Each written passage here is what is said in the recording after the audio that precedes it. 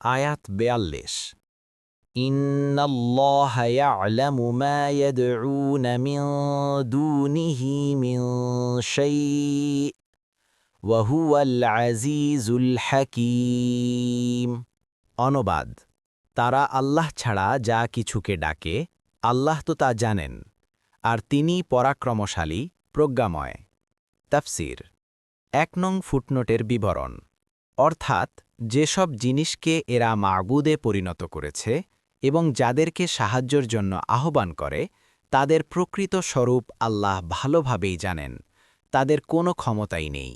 একমাত্র আল্লাহই ক্ষমতার মালিক এবং তারই বিচক্ষণ কর্মকুশলতা এবং জ্ঞান এ বিশ্বজাহানের ব্যবস্থা পরিচালনা করছে। এ আয়াতের আরেকটি অনুবাদ এও হতে পারে, আল্লাহ খুব ভালোভাবেই জানেন, তাকে বাদ দিয়ে এরা যাদেরকে ডাকে তারা কিছুই নয়, অর্থাৎ ভিত্তিহীন ও ক্ষমতাহীন, এবং একমাত্র তিনিই পরাক্রান্ত ও জ্ঞানের অধিকারী। সুতরাং অচিরেই তিনি তাদেরকে তাদের কর্মকাণ্ডের শাস্তি দিবেন। দেখুন ইবনে কাসির, ফাতহুল কাদির। আয়াত ৪৩ ওয়াতিলকাল আমসালু নদরিবুহা লিন্নাস ওয়া মা ইয়াকিলুহা ইল্লাল আলিমুন। অনুবাদ: আর এ সকল দৃষ্টান্ত আমরা মানুষের জন্য দেই, কিন্তু শুধু জ্ঞানী ব্যক্তিরাই এটা বুঝে। ১ নং ফুটনোটের বিবরণ, মাকড়সার জাল দ্বারা মুশরিকদের উপাস্যদের দৃষ্টান্ত দেওয়ার পর এখন বলা হয়েছে যে আমি সুস্পষ্ট দৃষ্টান্ত দ্বারা তাওহীদের স্বরূপ বর্ণনা করি, কিন্তু এসব দৃষ্টান্ত থেকেও কেবল আলেমগণই জ্ঞান আহরণ করে, অন্যরা চিন্তাভাবনাই করে না।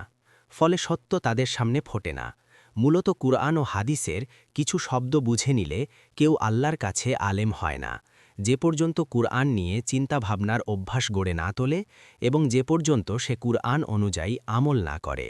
আমর ইবনে আস রাদিয়াল্লাহু আনহু বলেন, আমি রাসূলুল্লাহ সাল্লাল্লাহু আলাইহি ওয়াসাল্লামের কাছ থেকে ১০০০ দৃষ্টান্ত শিক্ষা করেছি। মুসনাদে আহমদ ৪/২০৩। এটা নিঃসন্দেহে আমর ইবনে আস রাদিয়াল্লাহু আনহুর একটি বিরাট শ্রেষ্ঠত্ব। কেননা আল্লাহ এই আয়াতে তাদেরকেই আলেম বলেছেন যারা আল্লাহ ও রাসূল বর্ণিত দৃষ্টান্তসমূহ বোঝে।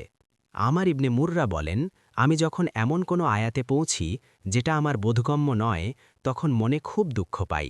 কেননা আল্লাহ বলেন, এ সকল উদাহরণ আমি মানুষের জন্য দেই, কিন্তু জ্ঞানীরাই এটা বোঝে। ইবনে কাসির।